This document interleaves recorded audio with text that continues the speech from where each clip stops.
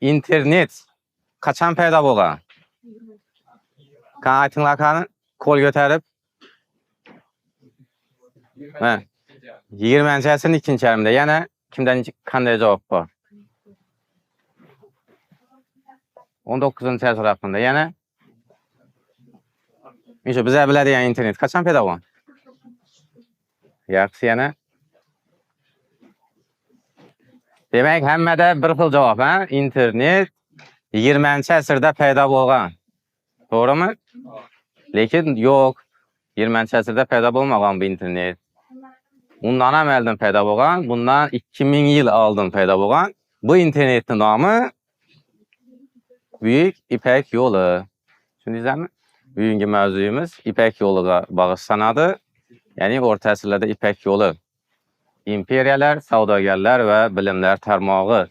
Nima uchun İpek yo'li internet? İpek yo'li hozir darsimiz davomida o'tamiz. İpek yo'li bu shunchaki yo'l bo'lmagan. Bu butun bir insoniyatni bir-biri bilan bog'lagan tarmoq bo'lgan. Tarmoq. Shu davrda tarixini bilasizlar, o'tgan semestrdan o'tgansizlar. İpek yo'li miloddan oldingi 2-asrda paydo bo'lgan bo'lsa, schemasi yamadi. Shuni yo'li yurgan yo'lindan ana bu anda demak 2200 yil bo'lgan. Shu tarix davomida asosan shu davrlarda, ilk o'rta asr, qadimgi davrda o'rta asrlarda dunyo 3 qit'adan iborat bo'lgan.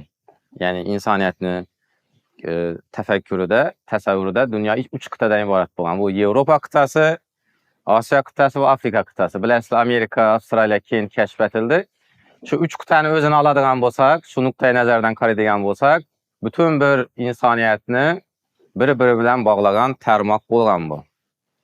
Yevropani Afrika bilan, Afrikani Osiyo bilan bog'lagan. Xo'p, yana xaritani ko'rib tursizlar. Chanan degan shahardan boshlangan bu İpek yo'li borib, mana Venetsiyagacha, xullas O'rta Yer dengizining sohilidagi davlatlargacha bo'lgan yerni bog'lagan. Asosiy yo'l bizning Markaziy Osiyodan o'tgan, keyin qo'shimcha tarmoqlar bo'lgan. Hindiston yo'li bor, yuqorida Volga bu yo'li bor, bizni Xorazmning ustidan o'tgan. Keyin ana dengiz yo'llari bor. Ana ko'rib tursizlar, bu xarita nimaga o'xshaydi? Bu insonni qon tomirlarini o'xshaydi. Bir-biri bilan bog'lab tashlaydi. Shu nuqtai nazardan ochib turmaslar, internet bundan 2000 yil oldin paydo bo'lgan. İpek yo'li ham o'z davrining interneti bo'lgan. Bu yerda tovarlar borgan, fikrlar almashganlar, odamlar bir-biri bilan gaplashgan. To'g'rimi? Xo'p, endi shu İpek yo'lini qaraydigan bo'lsangizlar, yana ko'p tarixchilar ta'kidlaydi, xususan Oxford universitetining professori Peter Frankopan degan tarixchi bor, Silk Road degan kitob yozgan. Shu kitobda ko'p ta'kidlaydi. Shu xaritaga qarasangiz tushunasizlar, qachonlardir dunyoning markazi Markaziy Osiyo bo'lgan deydi. Chunki İpek yo'li savdo yo'llari bizni Markaziy Osiyodan o'tgan. Hindistonlik ham agar Xitoyga borajak bo'lsa, bizni Markaziy Osiyodan o'tgan. Xitoylik u Vizantiyaga borajak bo'lsa ham bizning ustimizdan o'tgan. Shu ko'z bilan qarasak, Markaziy Osiyo dunyoning markazi bo'lgan shu vaqt İpek yo'li. Endi bu Oxford universitetining professori aytib turibdi, tarix yana takrorlanib turibdi. Yana İpek yo'li qayta tiklanyapti, bilasizlar. Xi Jinping bir makon bir yo'l g'oyasi, katta g'oyasi ostida İpek yo'li qaytadan tiklanyapti va yana Markaziy Osiyo bu İpek yo'lining markazini aylanadi. İstaymizmi, yo'qmi? G'arb bilan sharqni savdo yo'llarini bog'lovchi makon bu bizning Turon zamin bo'ladi. Ya'ni shu britaniyalik tarixchi o'zini Yevropasidagi bir stereotipni buzib tashlaydi. Bular o'rgatilgan ekan, shu o'zi aytadi esdaliklarida. Maktab davridan boshlab bizlarga o'rgatilgan dunyoning markazi Yevropa, insoniyat tamaddunining markazi Yevropa, sivilizatsiyalarning markazi Yevropada. Bizning Osiyo, Afrika qit'asidagi madaniyatlarni ular darsliklarda o'tmaydi ekanlar. Yevropa maktablarini aytib turibman. Keyin qiziqib İpek yo'lining tarixini qarasa, endi aytib turibdi, yo'q, Yevropa emas. Bir vaqtlar Markaziy Osiyo, keyin Xitoyning g'arbi, hozirgi Shinjon, keyin Eron, Mesopotamiya hududlari bu insoniyat tarixining markazi bo'lgan. Barcha bir asosiy voqealar, tarixiy jarayonlar shu markazda bo'lgan. ve yana qaçanlardır insaniyyət mərkəzi şu hududlara qaytadı degan fikrini ortağa taşıydı. Bu xəritəyə qaraydigan bolsanızlar, yana qiziq, İpək yolu nima uchun tarmoq ekanligini tushuntirib beradi. Ana tasavvur qilinglar, Xitoyda nimalar yaratilgan edi? Kompas yaratilgan, yana qog'oz, seismograf, yana choy, ipak eng asosiysi. Xitoy hunarmandlari masalan qog'ozni, ipakni ishlab chiqarib turibdi, lekin ular bilmaydi shu ipakdan tikilgan kiyimni Vizantiyada ya Venetsiyada giyib yurishlarini. Xitoyda ishlab chiqarilgan mahsulotlar Vizantiyada muomalada bo'lgan, qog'ozlari, ipaklari. Ya bo'lmasa Samarqandda ishlab chiqarilgan qog'ozdan Baytul Hikmada shu qog'ozlar asarlarni yozganlar, kitoblarni. Tafakkur etinglar. Keyin bizani Markaziy Osiyoda yetishtirilgan, parvarish qilingan otlar, xususan Farg'ona samoviy otlari Xitoy imperatorlarini armiyasida xizmat qilgan. Tarmoq bo'lib turibmi? Biri-biri bilan bog'lanib turibdi. Dunyo avvalan biri-biri bilan bog'liq bo'lgan. Hozir internetda xohlagan odam bilan gaplashsa bo'ladi, to'g'rimi? Ya dunyoning xohlagan nuqtasida nima voqea ro'y berayotganini shu o'tirgan yerlaringizda ko'rishingiz mumkin. Bu internet İpək yolu ham o'z davrining interneti bo'lgan. Yana Xitoydagi mahsulot Vizantiyaga borib turibdi. Vizantiyadagi Hindistonga borib turibdi. Hindistondagi bizlarga kelib turibdi. Bizadagilar Bag'dodga borib turibdi. Bag'dodda Yunonlarni, Greklarning asarlari arab tiline tarjima etilib turibdidan butun musulmon dunyosina yuborilib turibdi. Tarmoqmi? Bir-biri bilan bog'lanib turibdilar. Shu internet bu o'z davrini. Faqat birgina farqi bor, sekin ishlaydigan internet. Hozir tez bo'lsa, vaqti sekin. U Xitoydagi yoki Bag'doddagi ma'lumotlar, deylik Xorazm yo Samarqandga yetib kelgan, faqat tez emas, sekin yetib kelgan. Ularni yetkazgan odamlarsa, bu savdogarlar, sayyohlar bo'lgan. To'g'rimi? Ya'ni bu tasodif emas, bu İpək yolu degani, u tasodif emas bu. Masalan, bizning otlarimiz Xitoy imperatorining armiyasida xizmat etishi, Xitoyning ipaklari Konstantinopolda ishlatilishi bu tasodif emas. Bu hammasi İpək yoluning arkasından. Xo'p, İpək yolini tarmoq dedik. Endi sizlarga savol. İpək yo'lida eng qimmatbaho narsa nima bo'lgan? İpək, qog'oz, yana ziravorlar, yana eng qimmatbaho narsa. Kitob, ilmiy asar, yana Chinni buyumlar, yana undan ham qimmati. Laldan ham qimmati. Ot. Doğru. Eng qimmat narsa bu g'oya bo'lgan, fikr. Eng qimmatbaho narsa g'oya. G'oya sotilgan İpək yo'lida, ya'ni sotilgan qo'shtirnoq ma'nosida karvonsaroyda yig'ilgan, sho'raga kelgan sayyohlar, savdogarlar dunyoning to'rt tarafidan kelgan. Ular o'zlarini ko'rgan narsalarini aytganlar, fikr almashganlar, yangi g'oyalar tug'ilgan. Ana shuning uchun ham bu İpək yo'li amalda bo'lib turgan davrda bizda butun insoniyatda rivojlanish bo'lgan. Nima uchun biz qaloq bo'lib qoldik? Uchalaxonlik davrida, chunki İpək savdo yo'li yo'q edi. Shuning g'oyalarni olib keladigan odamlar yo'q edi. Tushundingizmi? Eng qimmatbaho narsa bu fikr va g'oya bo'lgan. Xo'p, savdo yo'nalishini bilasizlar. Savdo demak Xitoydan boshlandi. Bizni Markaziy Osiyodan o'tdi. Eronga bordi, Hindistonga bordi va oxirgi nuqtasi Vizantiya bo'ldi. Bu demak sharqdan g'arbga qarab savdo yo'nalishi shu teskari yo'nalishdan bo'lgan, shu Vizantiya, Eron, Markaziy Osiyo va Xitoyda. Xo'p, sizlarga savol. Xaritadan ko'rsatsam tushunasizlar. Nega Xitoy aynan Markaziy Osiyo orqali savdo sotib qilgan? İpək yo'lini Markaziy Osiyodan o'tirgan. Xaritaga qaranglar. Nechun aynan Markaziy Osiyodan o'tgan? Xitoyga nima foydasi bor? Nechun Hindiston orqali bormadi? Nima uchun yuqoridan Sibir, Turk xoqonligi? Tabiiy sharoit, iqlim, yana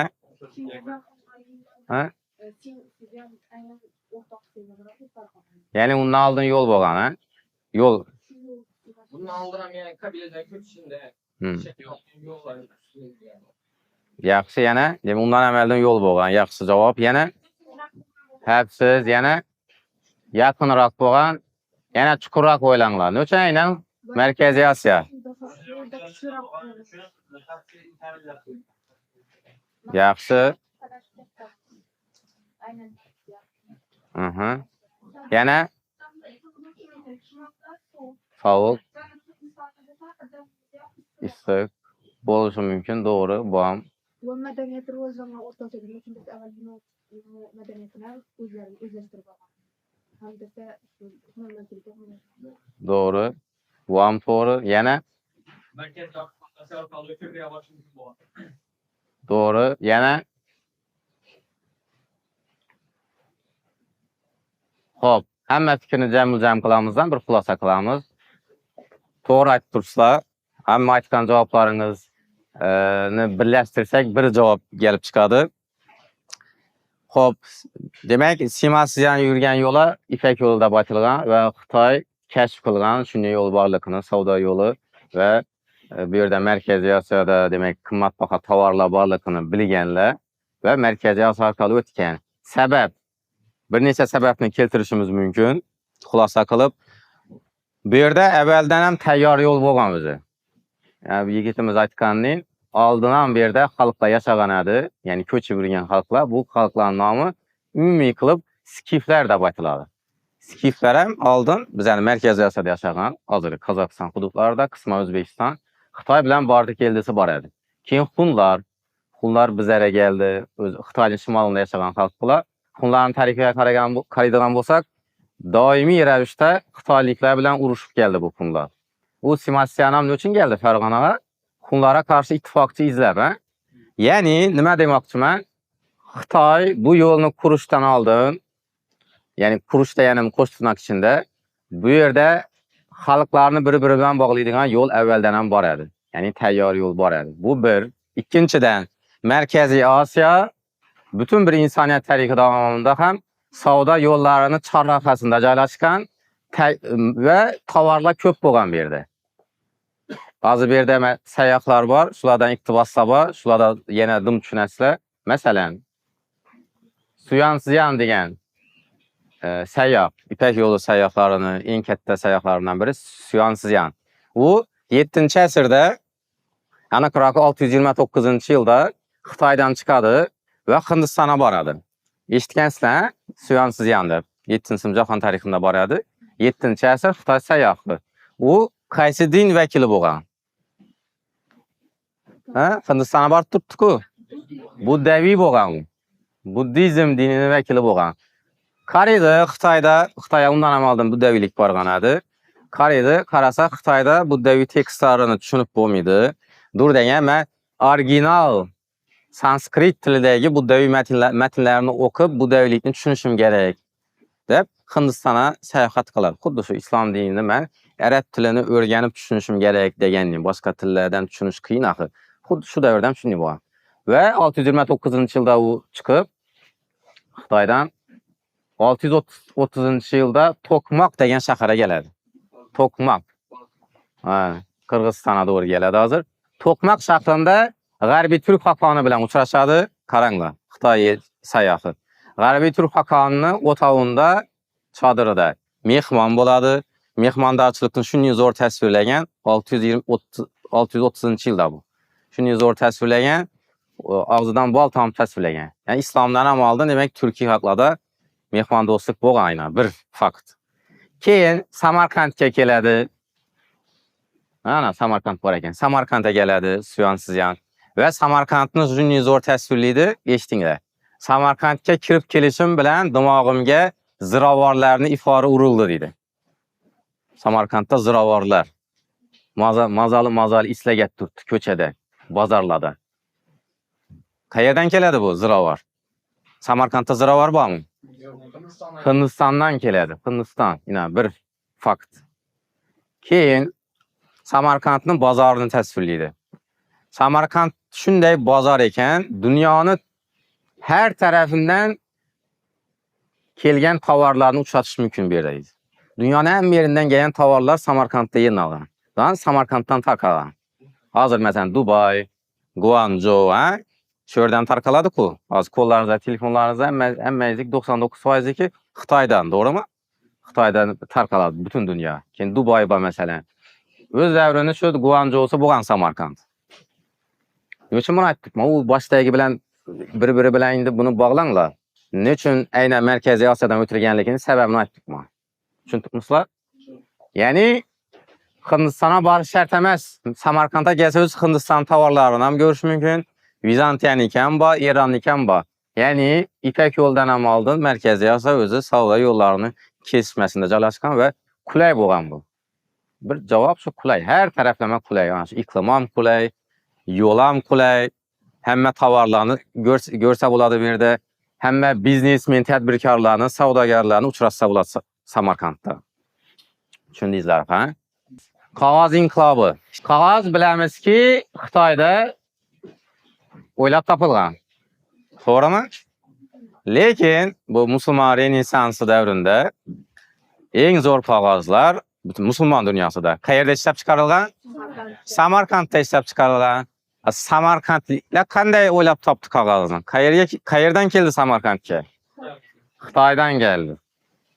751-yilda Talas daryosi bo'yinda juda katta jang bo'ladi. Tarixiy jarayonlarni boshqa o'zana burib bergan juda katta inqilobiy jang bo'ladi. Xitoy Tan imperiyasi armiyasiga qarshi musulmon armiyasi jang qiladi.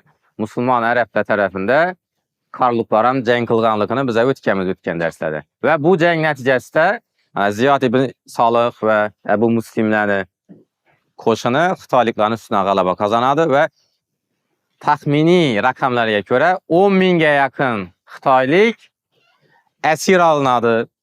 Asir. Abu Muslim tarafından. 10 ming Xitoylik. Taxminan. Va bular Mavaraun Nahrga keltiriladi. Deylik Samarkandga. Va asirlar orqali Xitoyda qog'oz ishlab chiqarish siri bilib olinadi. Ulara shunday shart qo'yiladi. Shuni bizlarga o'rgatsang, ozodlikqa erishasan deb. Va shu Xitoyliklar 10 ming bo'lmasa, ya birsi 10 ming odamning ichidan hech bo'lmasa birsi shuni o'rgatadi, qog'oz ishlab chiqarishni. Va Samarkandda qog'oz ishlab chiqarila boshlaydi. Bu İpek yo'li ko'rdingizlarmi? Savdo yo'llari bo'lmasa, qog'oz ham Samarkandga kelmagan bo'lar edi. Savol bersangiz mumkin. Qanaqa savdo? Jang bo'ldi-ku, asir-ku bo'ladi desangizlar, janglar ham savdo yo'llarini orqasidan yuzaga keladi. Savdo yo'llari bo'lmasa jang bo'lmaydi. Tasavvur qilinglar, Xitoy bilan Markaziy Osiyoni bog'laydigan umuman savdo yo'li yo'q. Xuddi Amerika bilan Yevropa bir-birini tanimay keldi-ku 1492-yilgacha, to'g'rimi? Orada kontakt bo'lmadi, aloqa. Ya'ni bu katta bir masshtabda ba'zi tarixchilar fikr bildiradi, Vikinglar borgan Amerikaga deb. Endi bu istisno bu. Shuni olib tashlasak, aloqa bo'lmagan Yevropa bilan Amerika o'rtasida. Xuddi shuningdek bo'lgandan nech bo'lar edi Xitoy bilan Markaziy Osiyo o'rtasida jang bo'larmidi? Bo'lmasadi, yo'l bo'lgani uchun jang bo'lib turibdi. Aytib turibdilar, u yerda Xitoy bor, Xitoy turibdi, arablar keldi Markaziy Osiyoga. Hozir biz ularni to'xtatmasak, bular Xitoyga kirib keladi. Bizlara yot bo'lgan dinni olib keladi. Biz ularga tabi bo'lib qolamiz deb majbur jang bo'lgan. Hamma savdo yo'li. Ya'ni savdo yo'li natijasida Samarkandda shunday bir innovatsiya paydo bo'ldi. Va Samarkand qog'ozlarini Al-Xorazmiylar, aytaveringlar, Al-Beruniylar, u Bag'dod akademiyasida kimlar ishlagan bo'lsa, ajnabiy bo'lsin, arab bo'lsin, hammasi deyarli hammasi Samarkand qog'ozini yozgan asarlar. Tasavvur etibsizlar, juda katta bu o'z davrini innovatsiyasi bu. Xo'p, ko'p hozir bu yerda men keltirmadim. Internetda ma'lumot bemalol topasizlar. Samarkand qog'ozi haqida juda ko'p yaxshi gaplar aytilgan. Sayyohlar tomonidan, tarixchilar tomonidan, o'rta asr tarixchilari. 9-asrdan boshlab Samarkandda qog'oz ishlab chiqarish o'zini cho'qqisini chiqardi. 9-asr. 8da kirib keladi, 9da rivojlanadi. Masalan, Ibn Battuta aytadi, arab tarixchilari aytgan, juda ko'plab tarixchilar yozib qoldiradi. Eng zo'r qog'oz Samarkandnikida. Xo'p, ana sizlarga savol, qog'ozsiz Yani ilmi partlaş bolar mı? Ötken derste öttik-ku. Kağız bolmaganda ilmi partlaş bolar mı? Renesans bolar mı? Ha? Ne üçün bolmasaydı? Kağız bolmasa. Başka narsalar yozmalar. Yani lekin boshqa narsalar ham bo'lgan-ku, pergamentlar, terilar. Banduklara yazmalar. Yaxshi bo'lgan, lekin Renesansni aytibmiz yana. 9-12-asrda Renessans bo'larmidi agar qog'oz bo'lmasa? Bular lekin Qog'oz yetishtirish universallar Yana nimaga yozgan bo'lar edilar qog'oz bo'lmasa? teriga yozmalar. Endi teri tasavvur qilingan teri, Baytul Hikma, olimlar teriga yozib o'tiribdi. Bu bir Renessans bo'ladimi? Renessans puri Bag'dodda Baytul Hikma emas. Tafakkurni kengroq qilgan, butun dunyo tarqalgan bu kitoblar. G'oyalar almasini bo'lgan, g'oyalar, kitoblar orqali. Qog'oz bo'lmasa, bu ilmiy portlash bo'lmasadi. Teri qayerda, qog'oz qayerda? Terini ishlab chiqarish, qog'ozni ishlab chiqarish aytganlaringiz oson. Qog'ozda tez sarqiydi, kitob bo'ladi. Teridagi kitobni tasavvur qilinglar, teriga. Tushundingizmi? Ish qog'oz, yani o'zingizni kitoblaringizni qaranglar. Yana. Bu kitob tez sarqalan, bu kitobdagi g'oyalar ya terimi? Kitob, teridan bo'lgan kitobni tasavvur etinglar. Birisini hali bir odam ko'taribdilar yaxshi. Buning kitobni nechasini ko'taribdilar bir odam. Tarqalishini aytinglar mesela. Quruq Bag'dodni o'ylamanglar, u Ispaniyaga ketgan o kitoblar, Yevropaga ketgan. Va aytganlaringizni saqlasham qulay, ko'p umri uzoq bo'ladi buni. Teriga nisbatan va hokazo. Ya'ni bu qog'oz inqilobi deb turibmiz, 751-yildan keyin bo'lgan bu. Shu qog'oz inqilobi bo'lmaganda bu Renessans ham musulmon dunyosida, balki Yevropada ham Renessans shu o'zini vaqtida bo'lmagan bo'lar edi. Gördünüz mü? Hamma narsa bir-birine bog'liq. Buni tagida turgan narsa esa bu İpek yo'li. İpek yo'li sayyohlari. Bularsiz darsni tushuntirishning iloji yo'q. Sayyohlari, savdogarlari, men sayyohlarini aytib beraman bu yerda. Suyansizyandan boshladik. Samarqandga kelib qolgan edik, ha? Suyansizyan demak, buddaviylikni o'rganish uchun Xitoydan Hindistonga safar qildi. Qaranglar, qayerdan o'tyapti bu? Qayerdan o'tyapti? Qaranglar, Xitoydan chiqdi. Turfana boradi aytgancha u. Dunxona boradi. İpek yo'lining eng markazlaridan biri o'zi Dunxon edi. Hozir ham bor Dunxon, Gansu provinsiyasining shimolida joylashgan. Bu yerda g'orlar bor. 300 ga yaqin g'ormi? Shu yerda hozircha saqlanib qolgan nimalar bor, manbalar. Eng qiziqi shu manbalarda So'g'dilarga oid ma'lumotlar ham dum ko'p. So'g'dilar ham juda ko'p borgan ekan, migratsiya qilgan ekan Xitoyga. Yani o İslam'dan ham oldin. Kim bu So'g'di familiyali qabrlardan topganlar Xitoyliklar. Xullas, Dunxon, Turfon, yana xuddi Toshkentga keladi, yana aytmoqman, Toshkentga ham kelgan.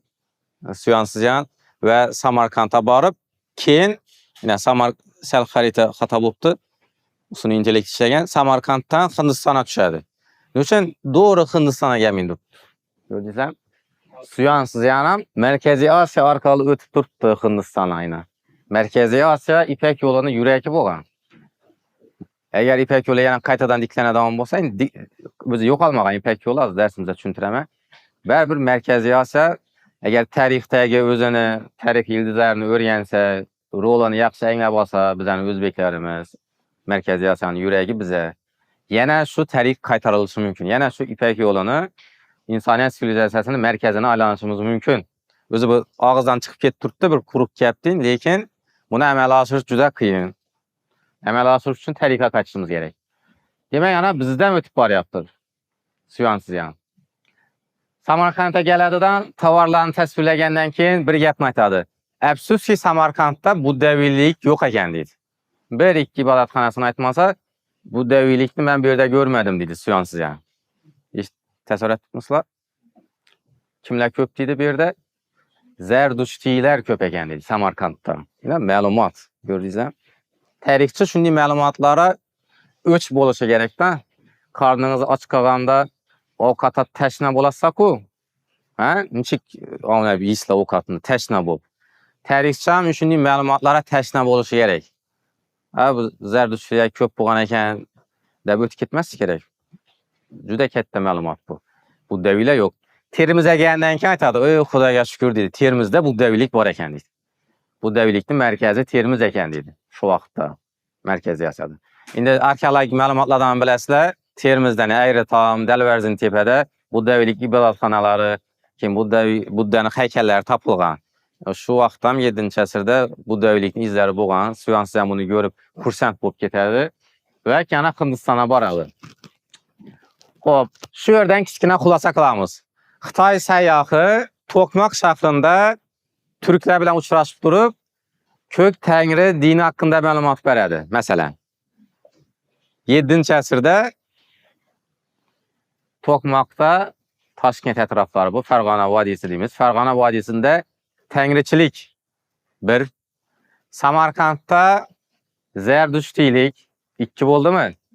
Termizda, hozirgi Surxondaryoda Buddaviylik 3 din bo'ldimi? Bundan tashqari Suyansiz ham ko'rmagan, shu davrda amalda bo'lgan dinlar bor edi.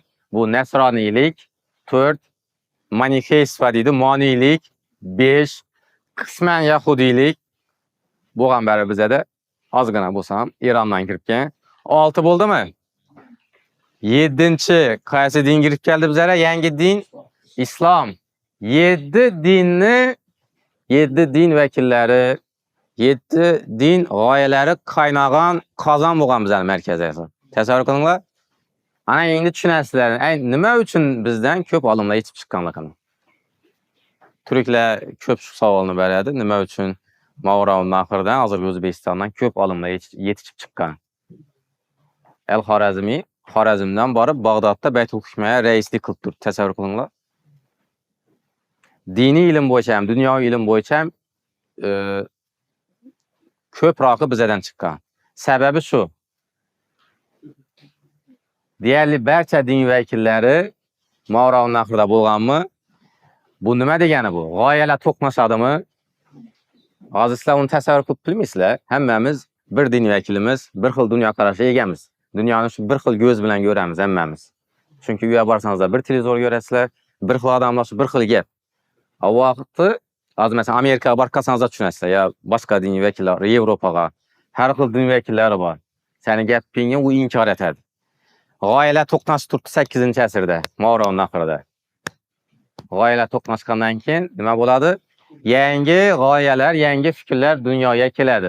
Bu esa yangi kitoblarni dunyoga keltiradi. Ko'rdingizmi? Shu savollar javobdan biri, ya'ni qaysi savol? Musulmon renessansi nima uchun bo'ldi bizda yoki ko'p olimlar nima uchun bizning hozirgi O'zbekistondan yetib chiqdi? Shu javob. Deyarli barcha din vakillari birga yashaganlik uchun. Shunda rivojlanish bo'ladi. Agar hammangiz bir xil fikrlidan bo'lsangizlar, rivojlanish bo'lmaydi. Sen boshqa fikrda bo'lsang, do'sting yo dugonang seni inkor etuvchi boshqa fikr bo'lsa, ikkisi urushadidan, ikki fikr urushib, yangi fikr dunyoga keladi. Xo'p. Ya'ni xulosa Turoni zamin, bizning Turoni zamin madaniyatlar kesishgan hudud bo'lgan, Ipak yo'lining markazi bo'lganligi uchun ham.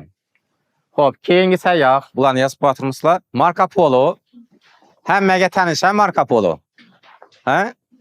Marco Polo haqida bir 2-3 ma'lumot aytinglar qani? Qayerlik bo'lgan bu? Venetsiyalik. Nechinchi asrda sayohat qilgan? 13-asrda. Qayerga borgan? Xitoyga. Kimni saroyida xizmat qilgan? Kublay Xon. Kublay Xon o'zi kim bo'lgan? Mo'g'ul imperatori. Bo'ldi. Xitoydan bosib olgan. Polok. Xo'p, Marco Polo Xitoyga boradi, Kublay Xon saroyida xizmat qiladi. Ipak yo'lini eng mashhur desak ham bo'ladi. Eng mashhur sayyohi Yevropaliklarning ko'zi bilan qarasak, lekin bizning ko'zimiz bilan qarasak, uni tagida turgani undan ham mashhur. Uni hozir o'tamiz. Bu insona. Marco Polo nima deydi? Juda zo'r ma'lumot aytadi Yevropaliklarga. Yevropaliklar bu ma'lumotni eshitib bizda bir maqol bor, og'zi lang ochilib qoladi. Hayron lol bo'lib qoladi. Bu shunday ma'lumot edi. Xitoyda qog'oz pullar ishlatiladi. Tasavvur etibsizlar? Shu gapni yana bir aylantiringlar miyangizdan. 13-asrda Xitoyda qog'oz pullar. Bizde başka hududlarda ne var? Tenge dukali. Dinar, dirhem edi. Tenge. Kağız, pul işletiş üçün, oylap tapış üçün adam qanchalik derecede akıllı boluşu gerek. Qanchalik derecede innovator boluşu gerek. Orta əsrlərdə təsəvvür qılınlar, Xitaylıqların kağız pulunu Samarkand bazarına alıp gəlib sərraflara bərsələr. Düşüngən bular mədir onu? Kağız, bizə də pul nəməyə qara bölçəngən? Altın, kümüş. Dərsliklərdə oxuyansılar, Ubeydullah xan dövrüdəmi qozğalan boladı. Təngələrdə kümüşlü miqdarı kəməyib getkənlik üçün 4 bərabər. Xalq qarağan, kümüş kəm. Demək bu pulun qadırı yox. Ertəng mən bunu üydə saxlab qoysam bu dirhemni. Az üydə pul saxlayırsa pul məsələn, dollar ya başqa. İşanç boğan üçün saxlab qoyarsa. Dirhemdə işanç bu yox. Kümüş yox ki bu. Qadırsız ki bu. Deddən qozğalan götərədi. Lakin kağız pulun qadırı qanday baxalanğan? Təsəvvür qılınlar. Şu dərəcədə akıllı bolsa gerekmi adam kağız pul işlətiş üçün? Xitaylıqda ötüb ketken gördünüzlər. Xitay o Deng Xiaoping dövründə rivazlanıb ketken, 20-ci əsrin axırda rivazlanğan Xitay əvvəl qalaq deyən gəplər qırt yalğan gəp. Yalğan emas, xata gəplər. Əzəl-əzəldən Xitay birinci rəqamlı dövlət bolğan. Əzəl-əzəldən. Bu gəpni özü Henry Kissinger aytgan Xitay deyən əsərində mənim küzətişlərim görüb şükunun xulasa gəlib öpmən. İnsaniyyət payda olubdur ki, bütün tarixi davamında Henry Kissinger aytadi. 20 əsr yaşayan bolsa insaniyyət miladdan keyin. 20 əsrində 18 əsrində Xitay peşqadam bolğan. Faqat Əfin uruşlarında səl arqa qalan. Yəni Avropalıqlar, namərdlərcə Xitayını bölüb aladı. Şunu hesab almasa hər daim Xitay birinci bolğan. Xitayda kağız pul işlətiş haqqında məlumatını bərədi. Xitay iqtisadiyyatını təsvir edildi. Marco Polo yazadı. Xitayın həm yerini kesib çıxan deyərlənmə ayını. Qaysı şəhərə varsa 2 gəb aytadı. Falan şəhər deyil, Guangzhou şəhəri ahalisi cüda boy, savdogar və boy. Bu bir. İkinci aytadı sənatləşkən şəhərdir. Yəni işləb çıxarış rivazlanğan şəhər ümumi sənatləşkəndir. Yenə bir şəhərə baradı. Məsələn, Beijingə barıb tutdu. Ahalisi boy və sənatləşkən. Çanyan deyən şəhərə barıb tutdu. Yenə şu gəpini ayta verədi. Yəni şu dövrdə iqtisadi düşündüyüm buğam. Keyingi səyyah bu İbn Battuta. İbn Battuta qayerlik buğam? Qayerlik bolsa ərəb bu muydu ku? Mərakeş. Mərakeşlik buğam. Mərakeşlik ərəb desənizdə bolar. Lakin ərəbən bolmağan berber dedik ki, bədəvi deyim Özbekçədə. Şu berber buğam, Mərakeşlik İbn Battuta. Səyahat qılğan məsafəsini qaranglar. Təqribən 120.000 kilometr. Bu Marco Polo'dan ən köp. Fakat şu Marco Polo'nu köp maqtıydılar Avropalıqlar. Bizdə İbn Battuta var, biz hələ köp tənimimiz bunu. Xo'p, İbn Battuta dünyanın köpləb joylarını səyahat qılğan, mənə xəritəsi qarasanızla ilə. Bu Karkidona etibar verməklə.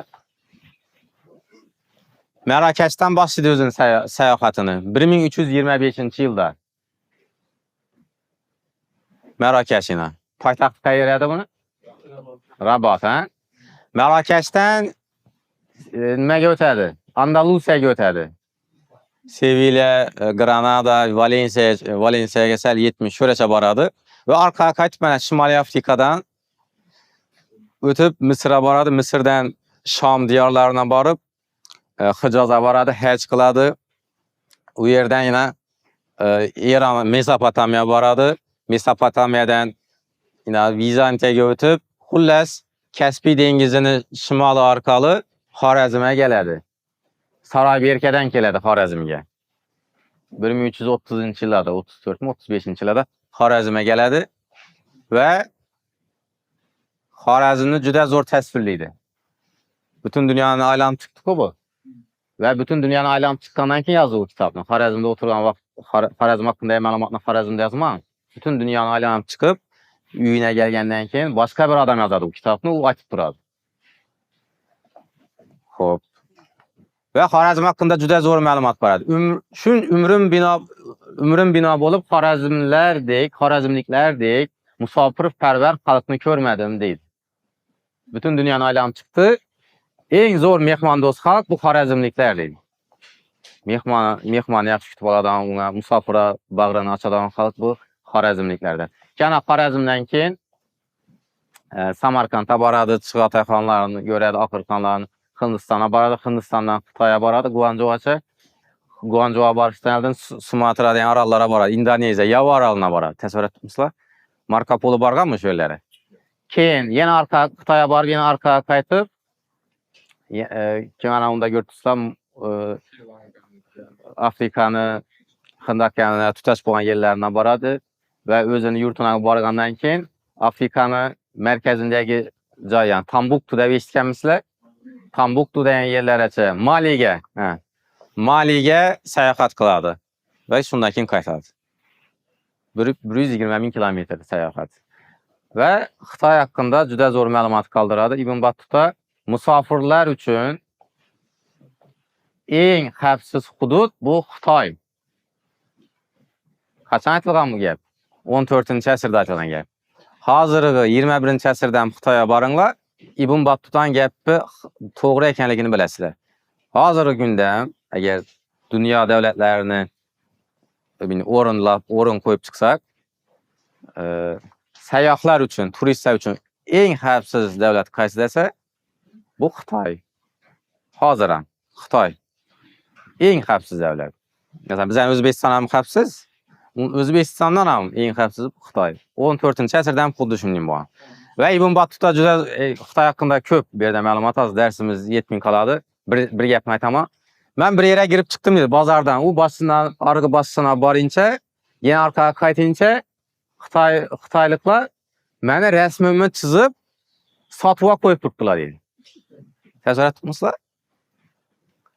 Shu daraja bu rassomlik, san'at, keyin bu diqqat qilish insona, chet ellikni ko'rganda unga diqqat qilish, shu taraflama Xitoyliklar juda rivojlanib ketganligini aytadi. Bozorga kirdim, qaytib chiqsam, meni rasmimni chizib yopishtirib qo'ydilar. Ya'ni nima deydi? Suvenir sifatida sotib turibdilar. Bir sovg'a sifatida. Ko'rdingizmi? Ya'ni Ibn Battuta arablarning qiyofasida salla o'ragan chopona tasavvur qildingizlar. Xuddi shu odamni masalan rasmini qo'yib sotsalar oladilar masalan. Xitoyliklarga bu notanish. Ko'rdingizmi? Texnologiya neden rivojlanib ketganligi 14-asrda Xitoyda. Shuning uchun Xitoyning rivojlanish sirini bilish uchun u Deng Xiaoping ya Mao Zedong emas, undan avvalgi davrga borish kerak. 2000 yil, 3000 yil oldingi tarixga qaytish kerak. Xo'p. Yani Xitoyda qog'oz pullar bor dedik-ku. Sizlarga bir ma'lumot, Xitoy hozir qog'oz pullardan voz kechdi, raqamli pullarga o'tib ketdilar. Bu bizning tasavvurimizdagi raqamli pul emas bu, yani klik atish. Undan ham rivojlanib ketgan ular. Kliksiz knopkani bosmay pul o'tiladi. Shu darajada. Raqamlashib ketgan QR kod bilan. Umuman sekund vaqt olmaydi. Qog'oz puldan voz kechib bo'ldi ular.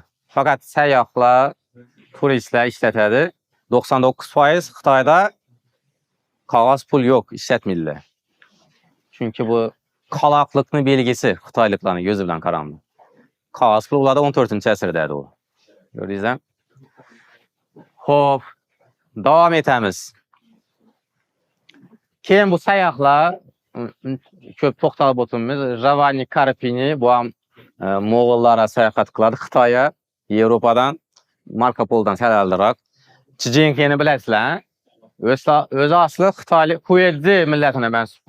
Xitoyda Hueyzi degan xalq va musulmon. Ya'ni mahalliy Xitoy musulmonidan bu, arab emas. Dengiz ekspeditsiyalarini qilgan bilasizlar va Hind okeani savdosini kengaytiradi bu Xi Jinping. Shunday, hozir ham bu Hueyzi degan xalq Xitoyda Huey deb aytadilar. 7-asrda bizdan Markaziy Osiyodan Xitoyga borib qolgan bizning ajdodlarimiz, lekin xitoylashib ketgan. Tili Xitoy, tashqi ko'rinishi ham xitoyliklarnikidan ajratib bo'lmaydi. Faqat saqlab qolgan o'zining dinini, musulmon. Namoz o'qiydi, madrasa, masjidlari bor, o'zining xitoycha arxitekturadagi masjidlari. O'zlarining milliy do'ppilari bor. Meni uyimdan birisi bor, Poeziyalarning do'ppisi. Ko'chaga kiyib yuradilar. Ne bize bosh kiyim giyimiz-ku, ha? O'g'il bolalar, yani kız balalar. Ular giyib yuradi Xitoy musulmonlar.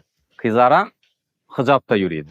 Xitoyda hijobda yuradi, o'g'il bolalari do'ppi giyib yuradi. Shundan ajratib olsa bo'ladi, bular qo'yadi. Ular hech qanday qarshilik yo'q, shunday erkinlik.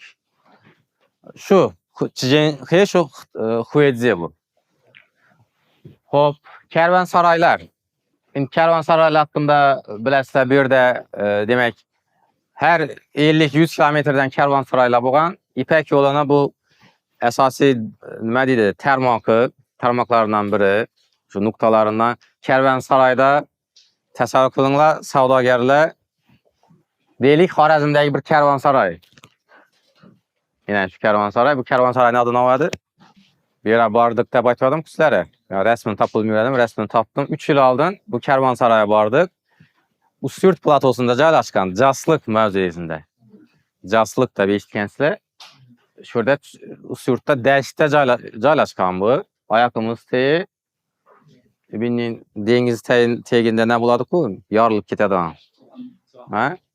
Xuddi shuningdek, qachonlarda aytdim, dengiz bo'lgan, keyin chig'anoqlar ko'p. Bu Belavli karvonsaroyi 12-14 asrlarda amalda bo'lgan. Ibn Battuta shu yo'ldan yurgan. Orol dengizining yonida bu. Orol dengizining janubi g'arbida yoki g'arbida desak ham bo'ladi. Shu yo'ldan Benov yo'li bu, Qozog'istonga o'tib ketiladi. Benov yo'lining yonida. Xo'p, ana Belavli karvonsaroyi bir kecha bu yerda tunadik. Nimalarni qurib, zamonaviy chodirlarni qurib. Xo'p, nima demoqchiman? Qachonlardir shu yerda savdogarlar yotgan, gaplashgan, suhbatlashgan, fikr almashgan. Bu hozirgi 3D ko'rinishi sun'iy intellekt tiklab berdi. Yani taxminan shunday bo'lgan, u she'rning tasviri ham bor. Faqat sal qiya bo'lib turgan u she'rdordagini bu sun'iy intellektda tushuntirib bilmayman shuni. Sal qiyaroq bo'lib turibdi. She'r tasviri bor, gajak dumli. Shu Belavli karvonsaroyida. Endi tasavvur qilinglar. Xorazmdagi bu karvonsaroyda Hindistondan kelgan, Vizantiyadan kelgan, Erondan kelgan savdogarlar, sayyohlar bir-biri bilan gaplashib turibdi. Yangi g'oyalarni aytamizlar. Ha? Shu nuqtai nazardan qaraganda karvonsaroyni shu davrdagi İpek yo'lini internet serverlar desak bo'ladimi?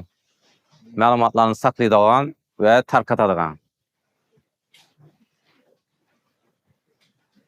Xo'pkin dinlar va imperiyalar İpek yo'li orqali dinlar tarqalgan. Dinlar tarqalgandan qayerdan tarqalgan? Bizani Markaziy Osiyodan tarqalgan.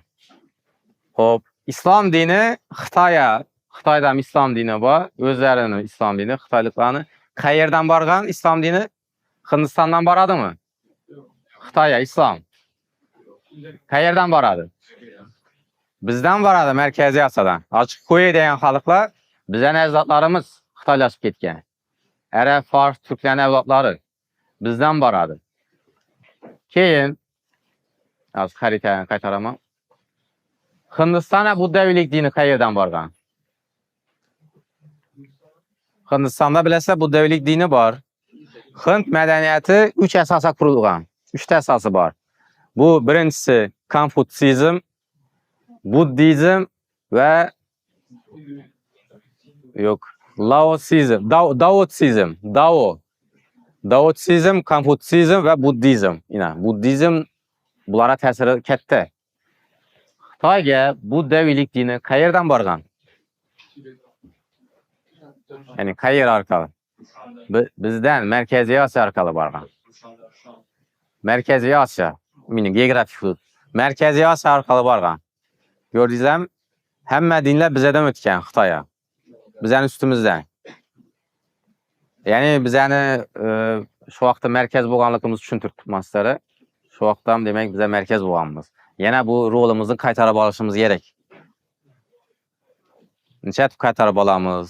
Nodat Turstamlar desangizlar, shu tarixdan masala yozilgan. Tarixni faqat takrorlasak bo'ldi. Uning uchun bilim kerak, til bilishimiz kerak, chet tilini usiz bo'lmaydi. Bilim. Ana siz ya Xitoydan chiqib, Samarqand, Termizdan Hindistonga borib turibdi. Nechun? To'g'ri Hindistonga bormay turibdi, Tibet orqali. Bizdan o'tib borib turibdi. Demak, bizdan borgan buddaviylik avval.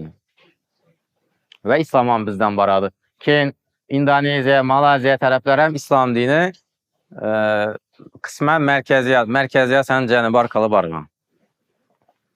Ve dengiz savdo yolları arkalı bargan. Hop. Bu kervansarayını gördüyüzlər, hə? Bunun kervansarayla köp boğan bizde. Bunu Xarəzmşahlar yolu da nam bergenler. Tolstoy beredi. Bu birinci tapqan adam Tolstoy özü 1938-ci ildə adashmasam tapadı ve Xarəzmşahlar yolundaki kervansaray dedi.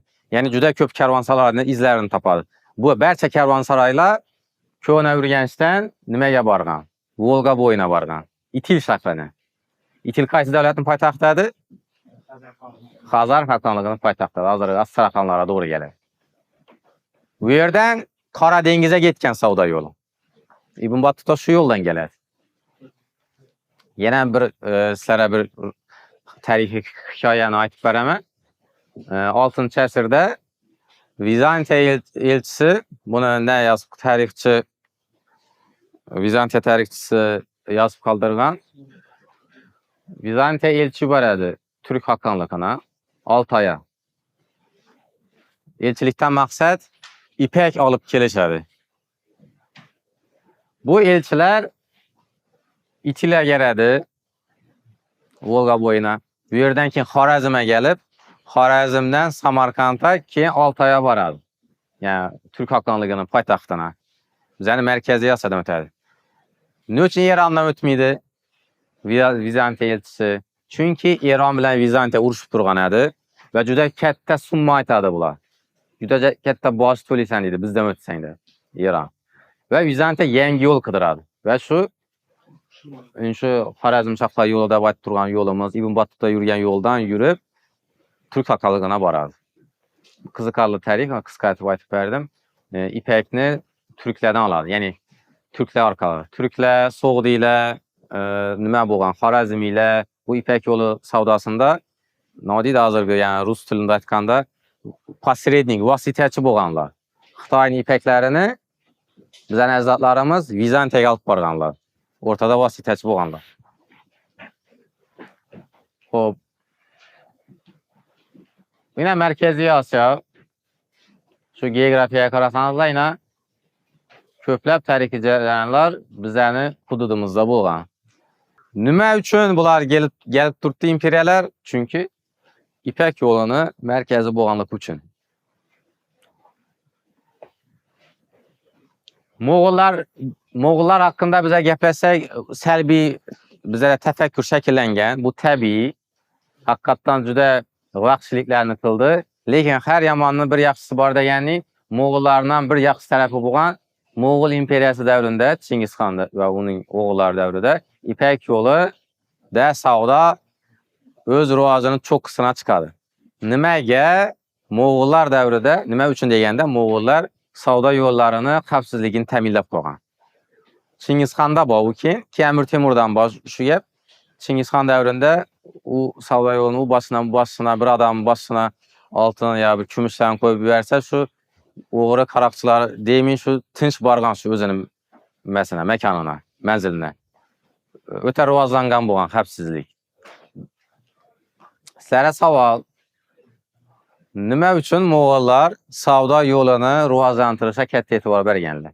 Ola mədəniyyəsi xalq bu, bizənin təfəkkürümüzdə. Öz aslını dinəməz, bizənin təfəkkürümüz o iş. Nimə üçün savda yollarına kətti etibar bərdi Moğollar? Savda yollardan bunlara qanday nəf var idi? Sağlıq, yəni fayda, yəni pul faydası, sağlıq. Yəni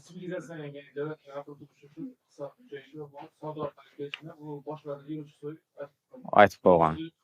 Xitaylıq boğan özü. Mədəniyyətlər gəlgən, mədəniyyət almazsan, Çingiz xan özü bekardan bekaram, bərsə dinlərə erkinlik verməyən. Şunda rivazlanısı olsun. Çünki Xitay Çingiz xana köp sabaq vergən. Xitay, haqqatdan Xitaylıq, Çingiz xanın baş vəziri Xitaylıq boğan, özü milləti Xitaylıq. Bəlkə şunu təsirində savda yollarını yürütüb duruş, bu fayda ikənligini düşünüb etkən bu olsun mümkün Çingiz xan. ki elçiler hem erkin hareket kılgan bir yerde Moğollar devrinde. Aynısı Altın Orda devrinde şu devlet vaxtında İpek yolu cüda rivazlandı. O İbn Battuta Altın Ordadan gelgen bizlərə, Xorazmə. Altın Orda, bir adı Çığatay ulusu var, bulup durğan. Lekin İbn Battuta devründən gəlib, Altın Orda xanlaram, Çığatay xanlaram bərçəsi türkləşib bitkənədir. Türk dilində gəpləşədən bu bitkin. Hop, indi axırki xulasamız. Həmməsini bir xulasa qılamız indi. İpek yolu bu, çünkü bu yol eməz. İpek yolu bu tərmaq. Şunu yazıb qoyunlar. İpek yolu bu yol eməz. Bu insaniyyətini bir-birindən bağlayan tərmaq bolğan. Xuddi bugünkü internet kəbi. Hazırki rivajlanışının səbəblərin iki səbəb olsa birisi internet. Yani bu İpek yolu dünyanı bağlayan bir tizimdir ve hazıran biz hələ həm şu tizimin içində yaşab turtmuz. İpek yolu yoxalıb getməyən, hörmətli tələbələr. Fakat o bizənin nəzərimizdən çetdə qalğan. İpek yolu yoxalmağan. O bizə də xanlıqlar dövründə bizdə savda bulmadı deyən İpek yolu yox deyənimiz, savda başqa yerlər arqalı boğan.